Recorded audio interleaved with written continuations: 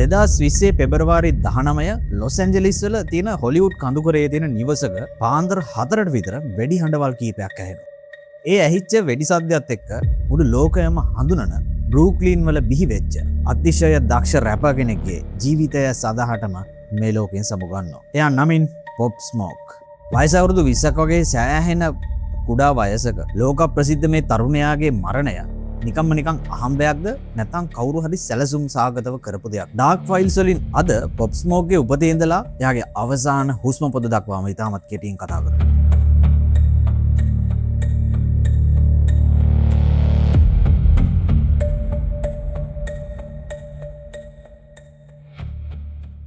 අපි මේ කතා පටන් ගන්නේ ලෝක ප්‍රසිද්ධ සදාචාරාත්මක ප්‍රහෙලිකාවකින්. හිතන්න ඔයා පාලනයෙන් ගිලිහිච්ච ට්‍රොලි කාර් එකක් පදවන රියදුරෙක් කියලා. මේ ට්‍රොලි කාර් එක පැයට 60ක වේගයෙන් ඉදිරියට ඇදිලා යනවා.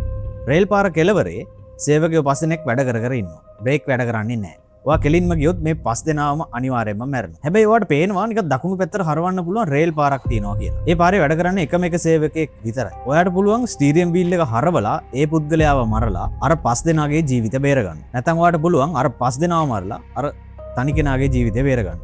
ඔයා මොකද්ද කරන්නේ? මුළු ලෝකෙම මේ ප්‍රශ්නය ඇහුවත් ගොඩක් අය කියන්නේ එක ජීවිතයක් නැති කරලා 5 දෙනෙක් බේරගන්න එක සාධාරණයි කියලා. මොකද 5 දෙනෙක් මැරෙනවට වැඩිය එක්කෙනෙක් මැරෙන එක ඒ කියන්නේ වෙන හානිය අඩුයි. මේකට දර්ශන විද්‍යාවේදී කියන්නේ ප්‍රතිඵලවාදී සදාචාරාත්මක චින්තනය කියලා. ඒ කියන්නේ මොකක් හරි කරන ක්‍රියාවක හොඳ නරක තීරණය වෙන්නේ ඒකෙන් ඒ ක්‍රියාවෙන් ලැබෙන ප්‍රතිඵලය මත. ඒත් අපිට මේ නීතිය හැමතැනටම දාන්න පුළුවන්. 1999 ජූලි 20 වෙනිදා නිව්යෝර්ක් වල බෲක්ලින් වල උපදින බාෂාර් ජැක්සන් ඒ කියන්නේ පොප් ස්මෝක් හැදි වැඩෙන්නේ මේ වගේ දරුණු ප්‍රතිඵලවාදී තීරණ ගන්න සිද්ධ වෙන පරිසරයක. බෲක්ලින් වල කැනාසි කියලා කියන්නේ අපරාධ දරිද්‍රතාවය ඒ වගේම කල්ලි කණ්ඩායම් පිරිච්ච තැනක්. එතනදී Tamanගේ ජීවිතය රැක ගන්න නම් තව කෙනෙක්ව පා ගන්නම ඕන කියලා තියෙන නීතිය තමයි වීදි පුරා ක්‍රියාත්මක වෙන්නේ. පොප් ස්මෝක් තරුණ වයසට එද්දිම මේක තේරුම් ගන්න. මේ අඳුරු වීදි නීති අස්සෙන් Tamanට ගැලවෙන්න පුළුවන් එකම එක ක්‍රමය සංගීතය විතරයි කියලා එයා එයාගේ නමත් පොප් ස්මෝක් විදිහට වෙනස් කරගෙන බෲක්ලින් ඩ්‍රිල් කියන අලුත් සංගීත ශෛලියක් ලෝකයට හඳුන්වලා දෙනවා. මේ පොප් ස්මෝක් කියන්නේ මුලින් ඉඳන්ම රැප් ගායකයෙක් වෙන්න, රැපර් කෙනෙක් වෙන්න හීන දැකපු කෙනෙක් නෙමෙයි. 2018 අවුරුද්දේ එක දවසක එයාගේ යාළුවෙක් ජේ ගොවූපෝ කියන රැප් ශිල්පියා එක්ක බෲක්ලින් වල තියෙන ස්ටුඩියෝ එකකට යනවා. එතනදී යාළුවා සින්දුවක් රෙකෝඩ් කරන්න කලින් අධික ලෙස මද්ද්‍රව්‍ය පාවිච්චි කරලා ස්ටුඩියෝ එක ඇතුළෙම නිදා ගන්නවා. ස්ටුඩියෝ එකට ගෙවපු සල්ලි අපරාධ හින්දා පොප් ස්මෝක් හිතනවා නිකමට වගේ මයික් එක ගාවට ගිහින් try එකක් දීලා බලන්න. එයා YouTube එකෙන් ගත්ත drill beat එකකට එයාගේ ජීවිතේ පළවෙනි වතාවට එයා ඔන්න දැන් රැප් එකක් කියනවා. ඒක තමයි එයාගේ පළවෙනි සින්දුව වුනේ. MPR Panic Part 3. MPR සින්දුව රිලීස් වෙච්ච ගමන්ම බෲක්ලින් වල වීදි පුරා ලැබුගින්නක් වගේ පැතිරෙනවා. මිනිස්සු පුදුම වෙනවා. මේ අවුරුදු 18ක් 19ක් විතර වෙන මේ කොල්ලට මෙච්චර ගැඹුරු ගණ කටහඬක් තියෙන්නේ කොහොමද කියලා මේ සින්දුවට YouTube එකෙන් මිලියන ගණන් views ලැබෙන්න ගත්තම පොප් ස්මෝක් එක තේරුම් ගන්නවා. 2019 අප්‍රේල් මාසයේ යා නිකුත් කරනවා වෙල්කම් ටු ද පාටි කියන සින්දුව. මේක බ්‍රිතාන්‍යයේ ඩ්‍රිල් බීට් එකක් හදලා පාවිච්චි කරපු සින්දුව. මේ සින්දුව කොච්චර ජනප්‍රිය වුණාද කියනවනම් නිකි මිනාජ් ඒ වගේම ස්කෙප්ටා මෙන්න මේ අය පවා මේ සින්දුව නිල වශයෙන් රීමික්ස් කරන්න ඉදිරිපත් වෙලා තියෙනවා. මේක තමයි එයාව නිව්යෝර්ක් වලින් එළියට අරගෙන මුළු ඇමරිකාවටම හඳුන්වලා දීපු ඒ මොහොත. වෙල්කම් ටු ද පාටි කියන සින්දුවෙන් පස්සේ ලෝකයේ තියෙන ලොකුම මියුසික් ලේබල් මේ අවුරුදු 19 කොල්ලා පස්සේ එන්න පටන් ගන්නවා. අන්තිමේට එයා වික්ටර් වර්ල්ඩ් වයිඩ් ඒ වගේම රිපබ්ලික් රෙකෝඩ්ස් කියන දැවැන්ත සමාගම් එක ඩොලර් මිලියන ගණනක ගියවුසුම් අත්සන් කරනවා. ඉතින් මෙතනින් පස්සේ තමයි මේ ස්ට්‍රීට් රැපර්ගේ ඉඳලා ප්‍රොෆෙෂනල් රැපර්ට මෙයා පයින්නේ. ඊට පස්සේ මෙයා ජාත්‍යන්තර කලාකාරයෙක් බවට පත් වෙනවා. 2019 ජූලි මාසයේදී එයාගේ පළවෙනි මික්ස් ටේප් එක වෙන Meet the Woo රිලීස් කරනවා. මේකේ තිබුණු ඩය කියන සින්දුව අදටත් ලෝකයේ තියෙන සර්වකාලීන විශිෂ්ටතම ඩ්‍රිල් සින්දුවක්. මේ සින්දුවෙන් පස්සේ පොප් ස්මෝක් කියන නම ජාත්‍යන්තර බ්‍රෑන්ඩ් එකක් බවට පත් වෙනවා. ඒ වගේම ෆැෂන්, ලයිෆ් ස්ටයිල් එක හැමදේම මිනිස්සු කොපි කරන්න ගන්නවා. ඒ වගේම රැප් ඉන්ඩස්ට්‍රි එකේ ලොකුම තැනගෙන ට්‍රැවිස් ස්කොට් එයාගේ ජැක් බොයිස් ඇල්බම් එකට පොප් ස්මෝක්ව සම්බන්ධ කරගන්න. ඒ දෙන්න එකතු වෙලා කරපු ගටි කියන සින්දුව බිල්බෝඩ් සටහන් වලටත් ඇතුළත් වෙනවා. මේක තමයි පොප් ස්මෝක් මියුසික් ඉන්ඩස්ට්‍රි එකේ ඉහළම පෙළේ. ඒ කියන්නේ A-list සෙලිබ්‍රිටි කෙනෙක් වෙච්ච අන්තිම පියවර. හිතන්න ඔයා දක්ෂ දොස්තර කෙනෙක් කියලා ඔයා ගාව රෝගීන් 5 දෙනෙක් ඉන්න. ඒ 5 දෙනාටම ජීවත් වෙන්න ඕන නම් ඒ 5 දෙනාට ඉන්ද්‍රියන් 5ක් බද්ධ කරන්න ඕන. එක්කෙනෙකුට පෙනහැල්ලක්, එක්කෙනෙකුට වකුගඩුවක්, තව කෙනෙක්ට හදවතක්. මෙන්න මේ වගේ තමයි තියෙන්නේ. හැබැයි ඔයාට කිසිම දායකත්වයක් නැහැ. දැන් ඔන්න මේ 5 දෙනා මැරෙන්නයි යන්නේ. ඔන්න ඒ වෙලාවේ ඊළඟ කාමරේ චෙකප් එකට ආපු නිරෝගී පුද්ගලයෙක් හොඳට නිදාගෙන ඉන්න. ඔයාට පුළුවන් කාටත් හොරෙන් එයාගේ කාමරයට ගිහිල්ලා එයාව මරලා එයාගේ ඉන්ද්‍රියන් 5 අරගෙන එන්න. එතකොට ඒ මිනිස්සයා මැරෙනවා, අර රෝගීන් 5 දෙනා බේර ගන්න පුළුවන්. ඔයා එහෙම කරනවා. දැන් ඔයාලා බලයි මේ මට පිස්සු ඇදිලාද කියලා එක ප්‍රශ්න අහන්නේ. මම මේක තේරුම් ගන්න ලේසි වෙන්න තමයි මම මෙහෙම අහන්නේ.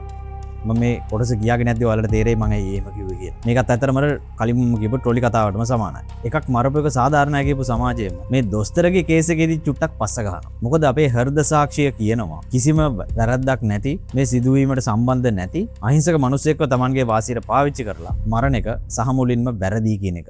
ඒක අපේ මනස කියනවා. මේකට කියන්නේ මිත්‍රවරුනි නිරපේක්ෂ සදාචාරාත්මක චින්තනය කියලා. ඒ කියන්නේ අවසාන ප්‍රතිඵලය මොකක් වුණත් සමහර දේවල් වැරදි නම් වැරදිම තමයි. සාමුලින්ම වැරදි. මොන විදිහකට හරි මිනිසෙක්ව මරණ එක පාපයක්. පෙබරවාරි 18 පොප් ස්මෝක් Tamanගේ නවතම ඇල්බම් එක වෙනුවෙන් වැඩ කරන්න ලොස් ඇන්ජලිස් වල සුපෝගබෝගි නිවසක නැවතිලා ඉන්නවා. එයාට ලැබිච්ච ගිෆ්ට් එකක පින්තූරයක් එහෙම එයා Instagram වලට දානවා. හැබැයි එයා දැක්කේ නෑ ඒ බෑග් එකේ එයා ඉන්න හොලිවුඩ් නිවසේ ලිපිනය පැහැදිලිවම මුද්‍රණය වෙලා තිබුණා කියලා. ලොස් ඇන්ජලිස් වල හිටපු වීදි කල්ලියක සමාජික පිරිසක් මේ ලිපිනය දකින. එයා හිතන්නේ අර ඉන්ද්‍රියන් ගන්න හදපු දොස්තර වගේමයි. ඔවුන්ට ඕන උනේ Tamanගේ ආර්ථික වාසිය. ඔවුන් දැක පොප් ස්මෝක් ගාව තියෙන මිල අධික දියමන්ති රොලෙක්ස් ඔරලෝසුව රන්මාලය මෙන්න මේ වගේ දේවල්. එයාලා හිතුවා අපි එකෙක්ව මරලා හරි අපේ කල්ලියේ 5-6 දෙනෙක්ට සල්ලි හොයනවා කියලා. මෙයාලා ක්‍රියාත්මක වුණේ අන්තගාමී ප්‍රතිඵලවාදී චින්තනයකින් මෙච්චර. මනුස්ස ජීවිතයක වටිනාකමකට වඩා මෙයාලට එයාලගේ ලාභය ලොකු වෙලා තියෙනවා. පෙබරවාරි 19 පාන්දර 4ට විතර මූණු ආවරණය කරගත්තු සන්නද්ධ තරුණයන් 5 දෙනෙක් මේ නිවසට ඇතුල් වෙනවා.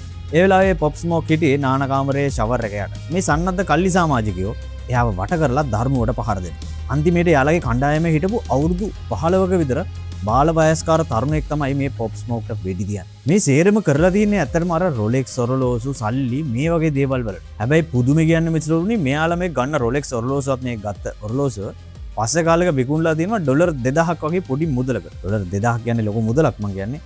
ඒ රොලෙක්ස් වොච් එකත් එක්ක බැලුවම ලොකු මුදලක් නෙමෙයි. හරියට වටිනාකමක් කියන්න බැරි මනුෂ්‍ය ජීවිතයක් ඇත්තටම ඩොලර් 2000ක් ඉඳ තමයි බිලි වෙලා තියෙන්නේ. මේ ඝාතනය සම්බන්ධයෙන් පුද්ගලයන් 4 දෙනෙක් අත්අඩංගුවට ගන්නවා. මේ 4 දෙනාගේ 3 දෙනෙක්ම මේ සිද්ධිය වෙනකොට බාල වයස්කාරයෝ. මේ ප්ලෑන් එකේ ප්‍රධාන මෙහෙයවන්නා තමයි අවුරුදු 19ක් වයස කැරි වෝකර් කියලා කියන තරුණයා. වසර කිහිපයක නඩු විභාගයකින් පස්සේ 2025 පෙබරවාරි මාසයේදී මෙයාට අවුරුදු 19ක බන්ධනාගාර සිරදඬුවමක් නියම වෙනවා. මේ වෙඩි තියපු අවුරුදු 15ක් වයස කෙනයි ඒ වගේම අනිත් බාල වයස්කාරයෝ දෙන්නයි බාල වයස්කාර වැරදිකරුවන් විදිහට යාලට දඬුවම් දීලා තියෙනවා. මේ සිදුවීමේ සාධාරණත්වය කියන්නේ යුක්තිය වගේ දේවල් ඇත්තටම මැනගන්නේ කොහොමද? මේකෙන් අපිට ඇත්තටම පොඩි සරල ඇත්තක් පේනවා. සමාජයක යහපත ඒ වගේම යුක්තිය ඉෂ්ට වෙන්න ඕන. උපරිම ප්‍රතිඵල ඒ වගේම අවම හානිය ගැන සලකලා බලලා. එක මිනිස් ජීවිතයක් විශේෂයෙන්ම ලෝකෙට විශාල ආශාවාදයක් ඒ වගේම කලාවක් දායද කරපු අවුරුදු 20ක් වයස තරුණයෙක්ගේ ජීවිතය. තවත් පිරිසක් ආර්ථික ලාභ වෙනුවෙන් විනාශ කරලා දාපු එක කිසිසේත්ම සාධාරණීකරණය කරන්න බෑ. මේ පොප් ස්මෝක්ගේ මරණයෙන් පස්සේ